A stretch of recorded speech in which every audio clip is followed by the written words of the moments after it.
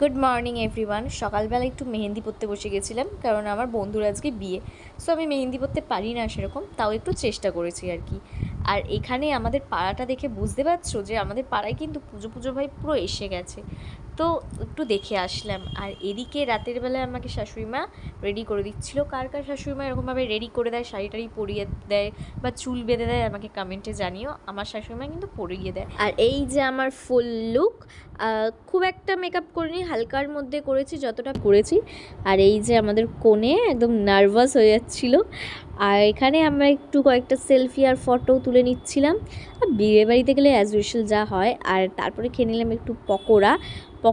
তারপরে আমি তিয়াশাকে বলছিলাম, দেখ এক এক করে তো সব উইকেট পড়ে যাচ্ছে, তোর উইকেট কবে পড়বে?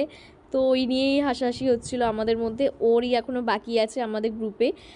এরপর খাওয়া দাওয়া সেরে আমি চলে গেলাম আবার বিয়ে দেখতে। আমার ছোটোবেলা থেকেই বিয়ে জিনিসটা খুবই ভালো লাগে, মানে বিয়ে দেখতেও ভালো লাগে। প্রত্যেকটা রিচুয়াল যে হয় না, খুব ভালো লাগে আমার। আর এখানে সম্প্রদান হচ্ছিলো, এগুলো দেখছি। আর কিছুদিন আগেই তো আমার বিয়ে হয়েছে, সেগুলোর কথা মনে পড়ে যাচ্ছিলো। আবার এখানে দাঁড়িয়ে আমরা ছবি তুলতে শুরু করে দিয়েছি। আমরা যে কত ছবি তুলি বিয়ে বাড়িতে গিয়ে, আর আমরা একসাথে হলে এরকম ছবিই তুলতে থাকি।